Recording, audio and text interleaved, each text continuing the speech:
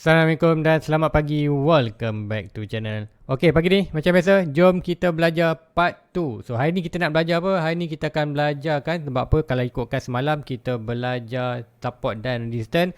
So, untuk hari ni kita perlu belajar next step, iaitu kita perlu tahu manakah lower low, manakah higher high, manakah point yang kita perlu ambil untuk draw kita punya trend line ataupun horizontal support. So, tanpa lower low, lower high, mana higher high, mana higher low, point-point ini kita tak akan dapat trend line yang betul. So untuk pagi ni, dia akan ajarkan ke anda macam mana nak identify low-low yang betul. So kita akan pergi basic, nanti kita akan pergi lebih advance. To step by step, setiap part hari Zul akan anda, dan hopefully di hujung nanti pada part 10 anda akan dapat secara overall apakah yang Zul nak ajar ni. So guys, tanpa buang masa lagi, let's go kita pergi ke chart kita. So macam biasa, Zul akan pergi ke chart kosong Zul, iaitu BTC USDT di KuCoin. So, untuk semalam kita belajar trend line ataupun support dan resistance. Kemudian hari ni kita akan tengok point apakah yang penting. So, kita nak draw trend line ataupun support.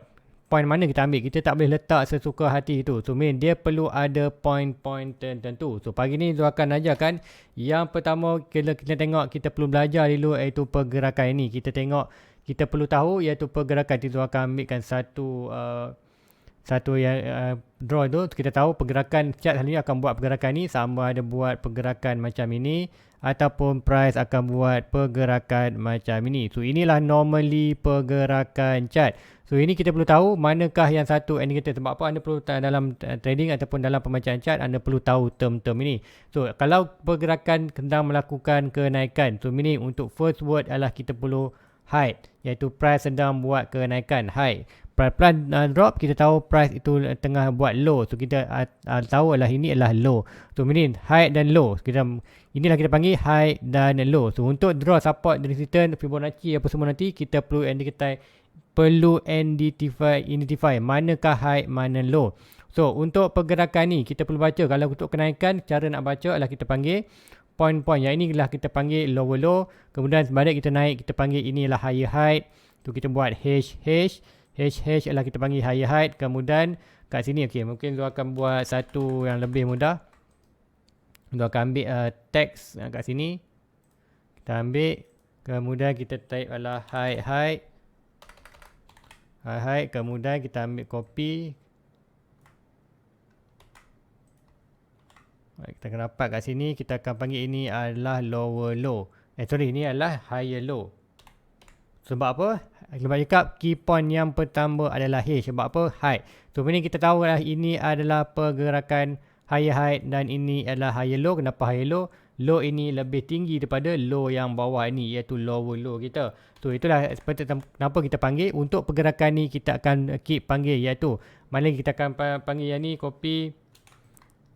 So ini setiap pergerakan adalah kita panggil higher high, dan sama juga kat sini kita akan panggil setiap pergerakan ini adalah higher high. Sama juga di bawah ini akan kita panggil, iaitu kita panggil higher low, iaitu di mana sebab low ini adalah tinggi, low yang kedua ini lebih tinggi daripada low yang selepas. So bila itu kita panggil higher low. So inilah term yang anda perlu belajar. Yes, anda tu faham, mungkin anda akan tertukar juga. Even Zul sini pun kadang-kadang tertukar, tapi Zul faham.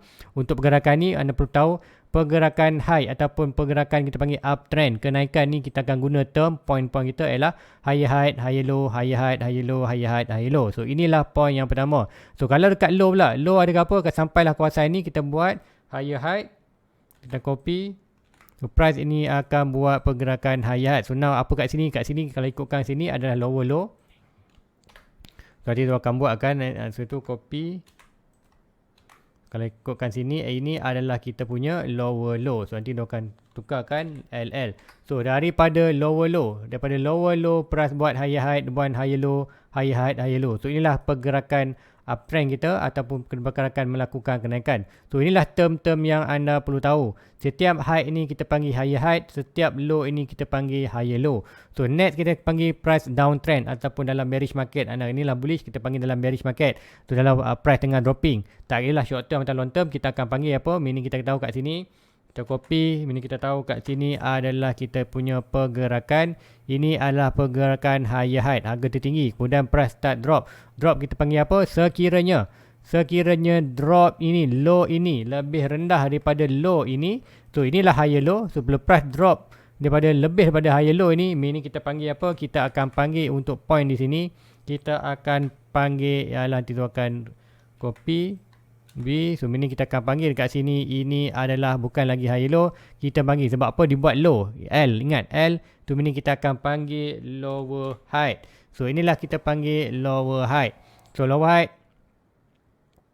sorry, kita panggil sini adalah lower low. So inilah kita panggil lower low. Lower low, low lebih L dan low ini. So lebih lower daripada higher low ini. So kita panggil term kan adalah higher height, lower low. So next kalau kita akan panggil copy kat sini. Sebab apa? Kita buat pergerakan higher height. Kita buat height, tapi height yang lebih tinggi daripada point ini. Tapi height ni tak lebih tinggi daripada higher height. Tu ini kita panggil apa? Ini kita akan panggil height juga. Cuma kita buat kat depan dia adalah kita panggil lower height. So kat ini kita panggil adalah lower height. Lower height. So ini nampak pergerakan tu. Untuk pergerakan ni kita akan guna term lower low, lower height, lower low, lower height, lower low, lower height. So inilah pergerakan. Sebab tu cakap untuk awal-awal tadi, anda make sure untuk pergerakan naik ni key point adalah H, nak turun adalah key point adalah L. So itulah pergerakan yang penting untuk anda tahu. Pergerakan ni meaning kita boleh copy lah untuk yang ni, copy V je, meaning kita tahu ini adalah lower low. Kemudian kita akan pergi copy, kita akan tahu ini adalah lower low. Kemudian kita tahu lagi ini adalah copy, kita akan letak ini adalah kita punya lower height. Kemudian kita copy lagi kat sini. So ini adalah kita punya lower height, dan sampailah bawah ni adalah kita akan panggil sama juga. Kita akan copy ini kita panggil lower low. So macam mana nak perubahan sampailah repeatin balik low ini menjadi low seperti ini dan price keep buat higher. So inilah pergerakan yang anda perlu tahu untuk point-point macam mana nak support dan resistance.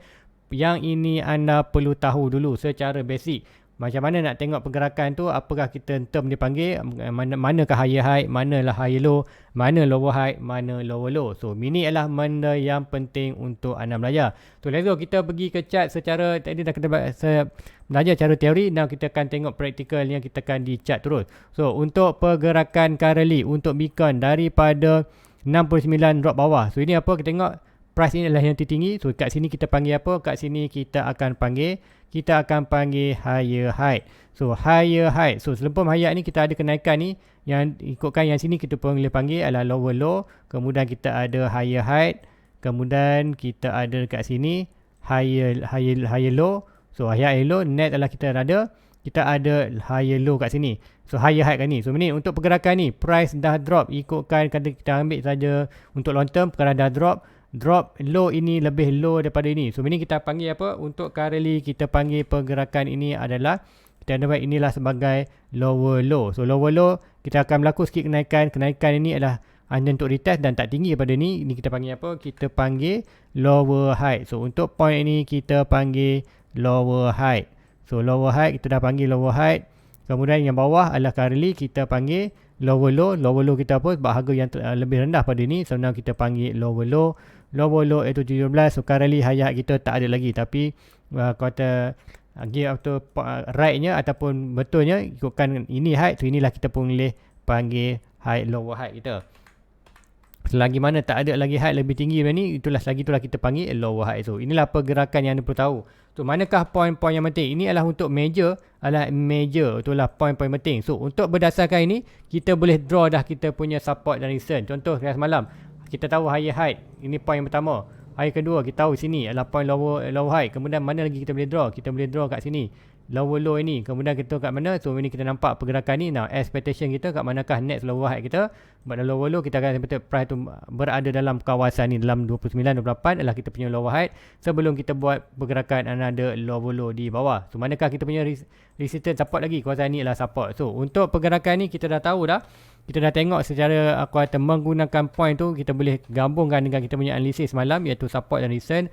So meaning kita tahu dah ini adalah kita punya resistance dan apa price berada di bawah. So meaning secara teknikalnya ini adalah resistance. Yang atas ini adalah semua resistance. yang bawah daripada price adalah support. So inilah resistance. So currently support kita berada di 17. So currently buy right adalah kita berada di 32. So adakah kita boleh ambil bulat-bulat di 32? Kita guna pula analysis yang lain macam tu terangkan tadi. Adakah boleh, yes, kalau ikutkan sini anda boleh pakai, tapi kita boleh ambil sedikit lower sikit. Kalau ikutkan macam semalam Fibonacci, kita akan ambil juga. Kita contoh, kita akan draw balik satu di kawasan bawah ni. So kawasan 29. So sebab tu cakap 29 tu ini kata ada round ni antara between antara 33, antara ni price dalam 32 dan juga 28, 29 ini adalah point penting. So apa yang kita tengok, kita tahu ada resistance box kawasan ni. Kalau price masuk kawasan ni yang legit, kita nak break out betul-betul atas 32, barulah kita akan nampak good momentum ke atas. Kalau dia kata price hanya at least berada di 28, 32, masih belum lagi confirmation untuk naik atas. Sebab apa price kawasan ni boleh drop balik bawah. So confirmation yang legit adalah break atas 32. Confirmation mana? Lalunya kita akan tengok chart weekly, body mesti close above atas 32.